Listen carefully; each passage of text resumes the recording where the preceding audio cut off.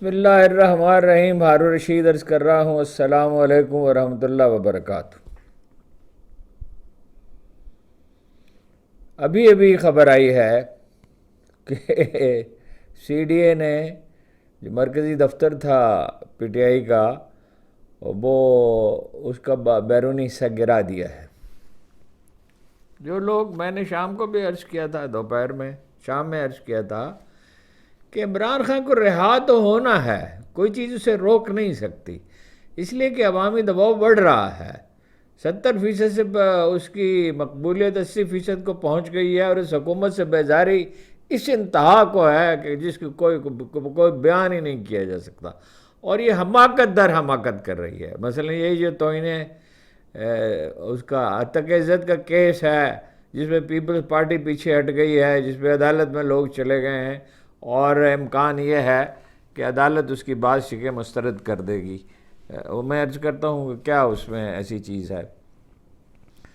رہا تو وہ اس لیے ہوگا کہ یہ حکومت اب ایک شوگر کا کرائسس ہوگا. وہ بھی شام میں عرض کیا تھا کہ وہ شوگر تو شہباز شریف صاحب آخری اطلاعات یہ ہے کہ آمادہ نظر آتے ہیں وہ شوگر کی ایکسپورٹ کی اجازت دینے پہ، اور شوگر اگر ایکسپورٹ ہو گئی تو ظاہر ہے اس کی مقامی، یہ تو کہ سادہ سی بات ہے، اس کی پرائس بڑھے گی. عمران خان کی کا مسئلہ صرف اس کے مقامی حریف نہیں ہے، یہ بات سمجھنے کی ہے. یہ ایک بہت بڑا کھیل ہے. آخر کو وہ سبھی تھک جائیں گے. عوامی رائے مذہب نے خمینی کو نہیں روک سکے تھے، ساری دنیا ڈٹ کر شہنشاہ ایران کی پشت پر کھڑی تھی، اور اس وقت کم مقبولیت نہیں ہے امام خمینی سے اس کی. کوئی تاریخ میں ہماری قائد اعظم کی بات دوسری ہے، کوئی مثال ہی نہیں ہے دوسری ایسی مقبولیت کی. لیکن لوگ بھول جاتے ہیں بہت سی باتیں. مثلا یہ کہ جو بائیڈن نے کبھی اسے ٹیلی فون نہیں کیا، کوئی وجہ نہیں تھی بظاہر. مطلب یہ تو اس نے ضرور کہا تھا کہ افغانوں نے غلامی کی زنجیریں توڑ ڈالی ہیں، اور باقی تو بات کی باتیں ہیں. یعنی جو اس نے ایبسولوٹلی ناٹ کہا یا یہ کہا، اڈے دینے سے انکار کیا. اس میں مقامی طور پر جنرل باجوہ سب سے اہم کردار ادا کر رہے تھے، اور یہ تاثر بھی صحیح نہیں ہے کہ محض کوئی یہ نون لیگ سے ان کا رابطہ تھا، پیپلز پارٹی سے رابطہ تھا. اجیت دوول سے کس لیے ملے تھے وہ؟ دبئی میں اجیت دوول سے کس لیے ملے تھے وہ؟ اجیت دوول جو پاکستان میں تخریب کاری کی جسے ذمہ داری سونپی ہوئی ہے، جس کا دفتر کا ایک دروازہ جو ہے وہ پرائم منسٹر مودی کے کمرے میں کھلتا تھا دفتر میں، اس سے کس لیے مل رہے تھے؟ آبویسلی. اور دفعہ 370 کی بھارتی آئین کی شک 370 کی منسوخی کے بعد اس نے جنگ بندی کا معاہدہ جنرل باجوہ نے کیسے کر لیا تھا؟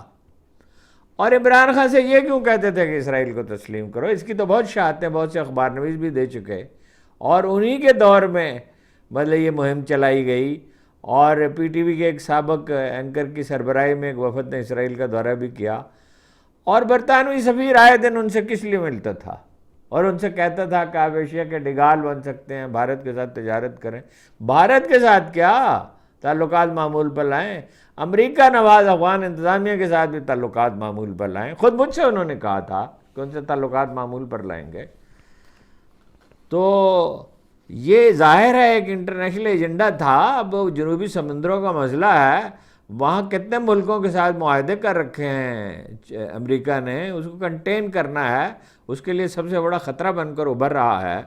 وہ دنیا میں امریکی غلبہ تو برقرار نہیں رہ سکتا. آکسفورڈ یونیورسٹی کی اسٹڈی ہے کہ 5 مختلف آپشنز ہو سکتے ہیں اگر تائیوان پہ وہ کارروائی کرے چین، اور 5 میں وہ فاتح ہوگا. امریکی اسے روک نہیں سکیں گے. امریکی سپاہیوں نے ویسے امریکہ نے کون سی جنگ ایشیا میں کوئی جنگ جیتی ہے؟ عراق میں جیتی ہے، ایران میں کچھ کر سکے ہیں، افغانستان میں جیتے ہیں، ویتنام میں جیتے ہیں، کہیں بھی وہ نہیں جیتے. سازش کر سکتے ہیں.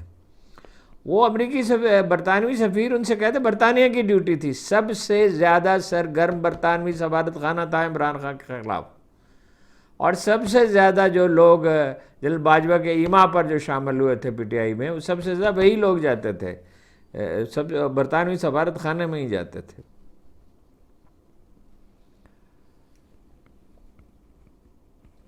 لوگ بعض چیزیں بہت تیزی کے ساتھ بھول جاتے ہیں. عمران خان جب اقتدار میں آئے تو ملک کی صورتحال کیا تھی؟ یہ نہیں کہ اس نے غلطیاں نہیں کی. عثمان بزدار کے تقرر پہ تو سب سے زیادہ واویلا ہم نے کیا تھا، فوراً ہی کیا تھا اور مسلسل کرتے رہے.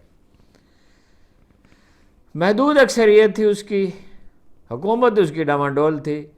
اس کے باوجود آپ یہ دیکھیے کہ اس نے پہلا سال تو ضائع ہو گیا IMF سے مذاکرات میں، ملک کو ڈیفالٹ ہونے سے بچانے میں. کبھی چین جا رہے ہیں، کبھی متحدہ عرب ممالک جا رہے ہیں، سعودی عرب جا رہے ہیں.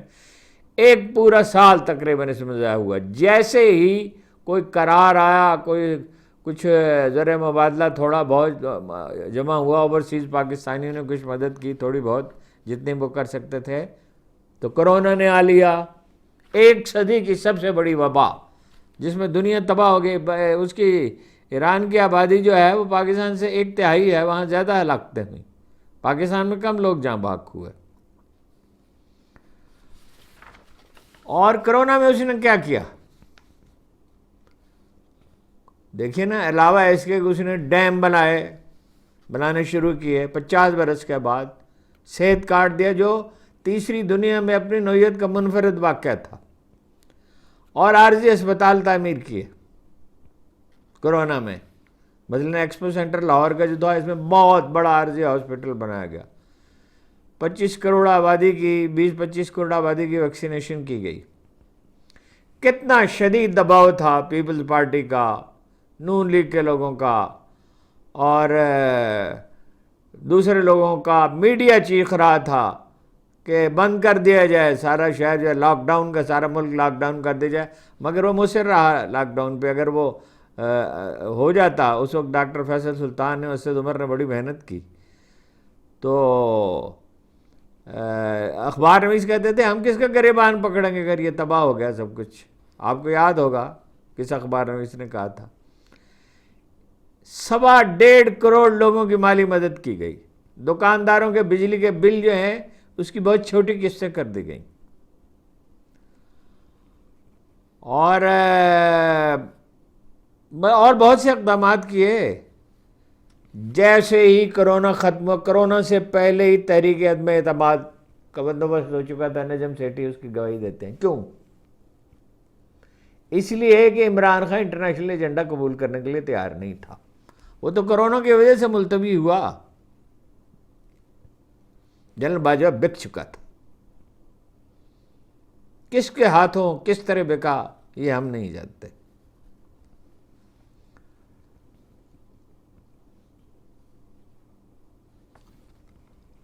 دیکھیے دونوں کے انداز فکر میں کتنا واضح فرق تھا. جب بالا کوٹ والا واقعہ پیش آیا، حملہ ہوا، تو عمران خان نے حکم دیا جوابی کارروائی کا، اور 6 مقامات پہ بمباری کی گئی. اسٹریٹجک مقامات، تصویراتی اہمیت کے، جو فوجی اہمیت کے مقامات تھے، اس کے قریب بمباری کی گئی. دن کی روشنی میں کی گئی اور بھاگ گئے وہ انڈینز. جنرل باجوہ کی اپروچ تو یہ نہیں تھی. جنرل باجوہ کے بارے میں تو یہ شہادت آئی اسمبلی میں کہ جس رات حملے کا خطرہ تھا، ماتھے پہ پسینہ تھا، ٹانگیں اس کی کانپ رہی تھیں. نہایت ہی بزدل آدمی، اس میں کوئی شبہ ہی نہیں ہے. اچھا، پھر اس نے اس ڈوبتی ہوئی معیشت کو سنبھالا، ہیلتھ کارڈ ہی نہیں جاری کیا، کفالت پروگرام، لنگر خانے، پناہ گاہیں، طلباء کا وظائف، پرائیویٹ یونیورسٹی میں جو طلباء تھے ان کے لیے وظائف کا بندوبست کیا. ان کا خیال یہ تھا کہ وہ نامقبول ہو جائے گا. اور پھر یہ خیال تھا دوسرے مرحلے میں جب اسے نکال دیا گیا، اس رات کیا ہوا، عدالتیں آدھی رات کو کیسے کھلیں، انتظامیہ کس سے احکامات قیدیوں کی وین کس کے لیے لے جائی گئی تھی. انتظامیہ میں جو لوگ اس رات اخبار نویس گئے پرائم منسٹر ہاؤس، وہ کہتے ہیں کہ پرائم منسٹر ہاؤس کے عملے کا رویہ ایسا تھا کہ جیسے ہم اجنبی ہیں. پھر انہوں نے یہ سوچا کہ نواز شریف آئے گا اور وہ جادو جگا دے گا. جادو وہ کیا جگہ تھا، وہ ڈھنگ کا ایک جلسہ بھی نہیں کر سکا، اور اتنا ڈپریشن اس پہ طاری ہوا کہ اب تک رو رہے ہیں موصوف، اب تک خود ترسی کے شکار ہیں۔ دیکھیے اس قدر وہ اس سے خوفزدہ ہیں، اس قدر خوفزدہ ہیں کہ یہ کیا توہین عدالت کا، حتیٰ کہ عزت کا جو قانون ہے، یہ کیا ہے؟ ویسے تو مجھے یقین ہے کہ عدالت اس کے بعد اسے منسوخ کر دے گی۔ گورنر نے بھی کہا، گورنر پنجاب نے بھی، سردار سلیم حیدر نے بھی، کہ ایک طوفان اٹھ کھڑا ہوا ہے، اور بات کریں اسٹیک ہولڈرز کے ساتھ، اور اس میں جو تبدیلیاں لانی ہیں وہ تبدیلیاں لے کر آئیں۔ اس صورتحال میں یہ قابل قبول نہیں ہے۔ انتظامیہ اور عدلیہ دو الگ ہیں، اس کے لیے اشروں اس قوم نے جدوجہد کی ہے، اور طے یہ پایا ہے، کیسا عجیب قانون ہے کہ حکومت تقرر کرے گی ججوں کا، حکومت ججوں کا تقرر کیسے کر سکتی ہے؟ پھر یہ کیسی عجیب بات ہے کہ الزام ثابت کرنے سے پہلے ہی 30 لاکھ روپے جرمانہ ہو سکتا ہے۔ 10 آدمی کیس کر دیں، 3 کروڑ روپے جمع کرائیں، 20 کر دیں، 50 بھی کر سکتے ہیں، 15 کروڑ روپے جمع کرائیں، ورنہ جیل میں پڑے سڑتے رہیں۔ ایک دہشت کی فضا قائم کرنے کی کوشش کی جا رہی ہے۔ وہ پیمرا نے تو پابندی لگائی دی ہے عدالتوں کی کارروائی رپورٹ کرنے پہ، وفاقی حکومت نے بھی لگا دی ہے اور نوٹیفیکیشن جاری کر دیا ہے۔ کسی کے بارے میں کسی وقت کہا جا سکتا ہے، کسی نے یہ بات جو کہی ہے نیشنل سیکورٹی کو اس کی وجہ سے خطرہ ہے، اور وہ کون فیصلہ کرے گا اس کا؟ وہ نون لیگ کے لگائے ہوئے جج فیصلہ کریں گے نا۔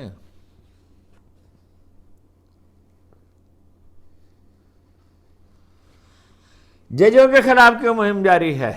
اگر دہشت طاری کرنا مقصود نہیں ہے، اگر یہ اس قدر ڈرے ہوئے نہیں ہیں ایک آدمی سے، آئین کے آرٹیکل 19 کے تحت عدلیہ پہ بحث ہی نہیں ہو سکتی، کو جا یہ کہ بحث نہیں ہو سکتی، ہم بھی اسمبلی کی کارروائی کور کرتے رہے ہیں، کسی کو ٹوکا ہی نہیں گیا، کسی شخص کو نہیں روکا، جو چاہیں کہیں۔ اور یہ سوال میں بار بار کرتا ہوں کہ فیصل بابڈا اتنے بہادر کب سے ہو گئے؟ وہ کہتے ہیں کہ مجھے کوئی پراکسی نہیں کہہ سکتا۔ پراکسی نہیں کہیں گے آپ کو تو اور کیا کہیں گے؟ 30 مئی کو جناب مارکا ہونے والا ہے۔ عمران خان صاحب نے کہا میچ ہونے والا ہے۔ خود درخواست کی نیب ترامیم کا جو معاملہ ہے، وہ اس میں جو وہ انہوں نے سپریم کورٹ نے عطا عمر بندیال صاحب کے زمانے میں اس کی بعض ترامیم جو ہے منسوخ کر دی تھی نیب ترامیم میں سے، تو اس پہ حکومت نے اپیل کر رکھی ہے، اور عمران خان صاحب وہ مقدمہ خود لڑنا چاہتے ہیں۔ وہ جانتے ہیں کہ وہ جائیں گے عدالت میں تو اس کا امپیکٹ بہت گہرا ہوگا۔ اب یہ چیف جسٹس کا امتحان ہے کہ وہ انہیں بات کرنے کی کتنی اجازت دیتے ہیں، اور اس کی نشریات لائیو ہوتی ہیں۔ لائیو تو سوال ہی نہیں، وہ تو تصویر پہ اتنا بڑا ہنگامہ ہو گیا۔ اتنی دہشت ہے ایک آدمی کی، اتنا خوف طاری ہے۔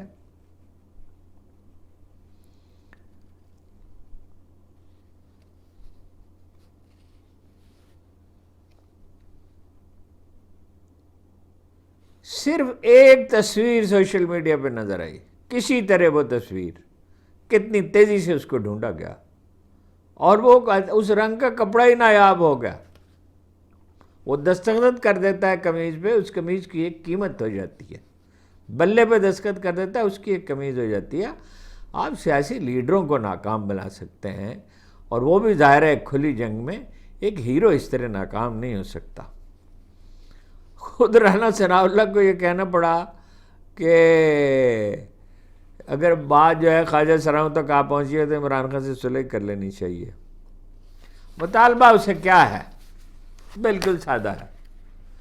دیکھیے بات چیت جاری ہے، بات چیت ان معنوں میں جاری نہیں ہے کہ کوئی وفد جاتا ہے جیسے بعض لوگ کہتے ہیں فلاں آدمی گیا اور اس نے بات کی عمران خان صاحب سے، اور انہوں نے یہ کہا اور انہوں نے یہ کہا۔ میسیجز آ جا رہے ہیں۔ مطالبہ وہی ہے کہ وہ اس حکومت کو مہلت دے. مطالبہ کیا ہوا؟ التجائی ہوئی نا. اس حکومت کو مہلت دے، نہیں تو دباؤ کے حربے جاری رہیں گے. یہ ہمارے دوستوں کی خوش فہمی ہے عدالتی کنڈکٹ کی، عدالتوں کی وجہ سے، کہ مقدمات میں تو کچھ رکھا نہیں. عدت نکاح کیس، اب میں اس کی تفصیل میں جاؤں کیا جاؤں، آپ سن چکے ہوں گے. عدت کیس اور وہ سائفر کیس اور فلاں اور القادر ٹرسٹ کیس، اس میں کیا رکھا ہے؟ وہ ٹھہر تو نہیں سکتے.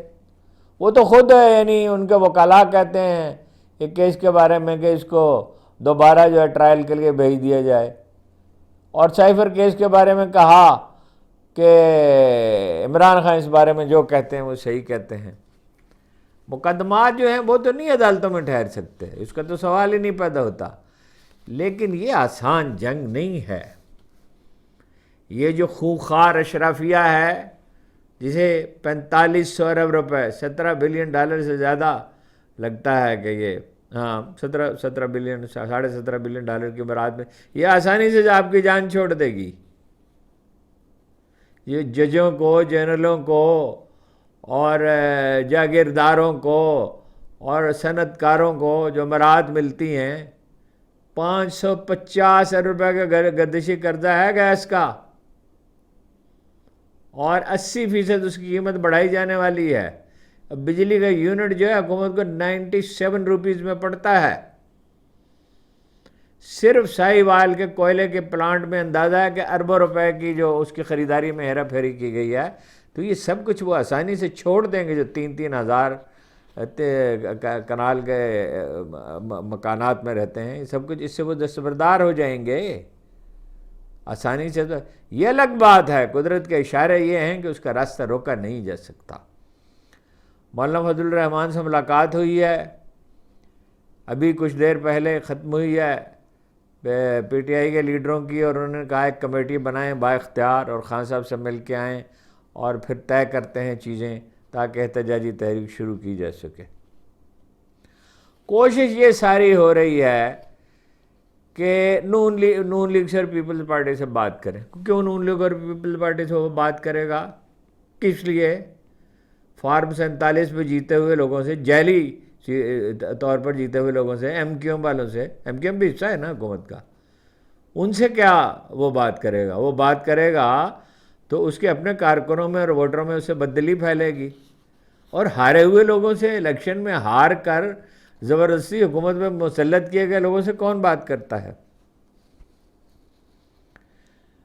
گندم کے کرائسس میں مزید اضافہ ہو گیا ہے جناب. آج کے پی سے خبریں آئی ہیں کہ وہاں بھی چونکہ گندم ظاہر ہے کسانوں کو کہیں تو بیچنی ہے، تو وہاں اتنی گندم پہنچ گئی ہے کہ وہاں بھی مرخ 2200-2400 روپے ہو گئے. اور اب وہ اس کو کیسے ہینڈل کرتے ہیں یہ کہا نہیں جا سکتا.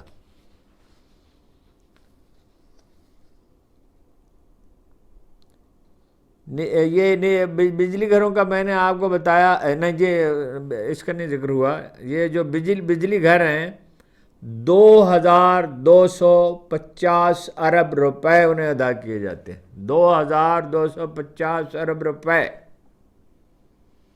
یہ پاکستان کے دفاعی بجٹ سے زیادہ ہیں.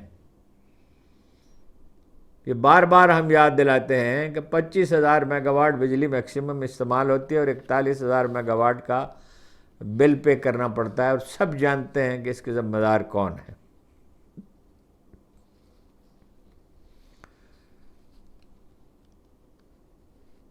جماعت اسلامی کے نئے امیر نعیم الرحمان نے نئے الیکشن کی مخالفت کر دی ہے. انہوں نے کہا ہے کہ اس کا آسان حل ہے. ایک لحاظ سے ان کی بات درست بھی ہے، اگر عدالتوں کو کام کرنے کا موقع دیا جائے، مگر ان کے خلاف تو مہم جاری ہے کہ فارم 45 کے مطابق اگر بر وقت فیصلے ہوں تو یہ حکومت نہیں ٹھہر سکتی.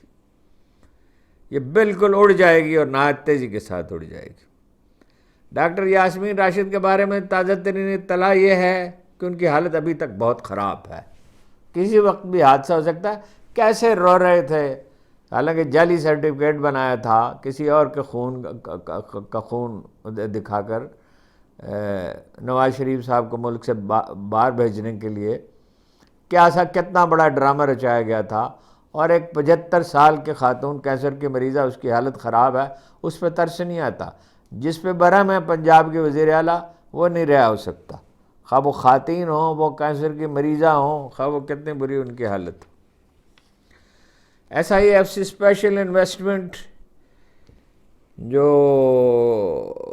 فیسیلیٹیشن کونسل ہے، اس کا اجلاس ہوا ہے، اس میں سبھی متعلقہ لوگوں کو بلایا گیا، تمام وزراء اعلیٰ کو، علی امین گنڈاپور کو نہیں بلایا گیا۔ اب قاضی صاحب اجازت دیتے ہیں یا نہیں دیتے، یا کارروائی کرتے ہیں یا نہیں کرتے، لیکن اسد طور نے ایک سوال کیا ہے، قاضی عیسیٰ صاحب فیصل بابڑہ سے پوچھئے کہ میرے وہ فیصلے جو 6 ماہ کے بعد مجھے صادر کرنے تھے، وہ آپ کو کون بتا رہا تھا؟ اس نے کہا تھا کہ بلہ نہیں ہوگا PTI کے پاس، اور کئی ماہ کے بعد یہ فیصلہ ہوا۔ عمر ایوب خان نے کہا ہے کہ پنجاب حکومت، خیر یہ ہمارے علم میں ہی ہے، لیکن انہوں نے یاد دہانی کرائی ہے کہ پنجاب حکومت اور پولیس کی ملی بھگت سے 2 ملزم جنہوں نے حملہ آور کو، وزیر آباد میں عمران خان پہ جو حملہ ہوا تھا، 4 گولیاں لگی تھیں، اور ایک آدمی جہاں بحق ہو گیا تھا اور کئی زخمی ہوئے تھے، وہ 2 ملزم جنہوں نے حملہ آور کو اسلحہ فراہم کیا تھا، پولیس نے انہیں چالان میں بری الذمہ قرار دے دیا ہے۔ ابوذر سلمان نیازی صاحب نے کہا ہے کہ کپتان نے یہ حکم نہیں دیا کہ سب کے سب لوگ جو زیر زمین ہیں وہ سامنے آ جائیں۔ انہوں نے یہ بات کہی اپنا ان کے میاں اسلم کے بارے میں، اور دوسرے ان کا کیا نام ہے، میاں اظہر کے فرزند ارجمند کا، کہ وہ ان کے لیے کہا۔ ابھی ایک غیر مصدقہ اطلاع ہے کہ انہیں گرفتار کر لیا گیا ہے وزیر آباد میں جاتے ہوئے، حماد اظہر، 50 کارکنوں سمیت انہیں گرفتار کر، میں اس کی تصدیق نہیں کر سکا۔ شاندانہ گلزار کی ملاقات ہوئی ہے عمران خان سے، اور انہوں نے کہا ہے کہ قیادت کا رویہ جو ہے وہ جارحانہ نہیں ہے، جو قیادت جو ہے وہ اس وقت مقرر کی گیا، اور احتجاج میں تیزی پیدا کرنے کے لیے وہ حرکت میں نہیں ہے، پوری یعنی ذمہ داری سے کام نہیں کر رہی۔ عمران خان نے ان سے یہ کہا کہ احتجاجی تحریک آخری راؤنڈ ہوتا ہے، اس سے پہلے تنظیم نو کا مرحلہ ہے، یعنی قیادت میں تبدیلیاں کی جائیں گی، اس کے بعد ورکرز کنونشنز ہوں گے، پھر اس کے بعد تحریک چلے گی، یعنی تیاری کر کے تحریک چلے گی۔ IMF نے گردن پکڑ رکھی ہے، بتایا آپ کو 80% نہیں 87%، گیس مہنگی ہوگی، اس پر اتفاق رائے ہوگا، PTB، ریڈیو پاکستان، دوسرے سرکاری اداروں کے علاوہ ان کی ہوگی پرائیویٹائزیشن، اور 40 روز میں یہ سارے منصوبے پر پارلیمنٹ سے مہر لگوانی ہوگی کہ آپ مکر نہ سکے، اتنا بھی اعتبار نہیں ہے۔ اٹک ڈسٹرکٹ کونسل کو 2.5 ارب روپے کے جناب فنڈز دیے گئے تھے، اور اس میں گورنر پنجاب کا کہنا ہے کہ اس میں غبن ہوا ہے، غتربود ہو گئے، اور اس کی انہوں نے تحقیقات کا حکم دیا ہے۔ یہی خبریں تھیں رات گئے تک، خبریں کچھ اور بھی ہیں لیکن پھر بہت طویل ہو جاتا ہے، تو اجازت چاہیے۔ آپ کا بہت بہت شکریہ۔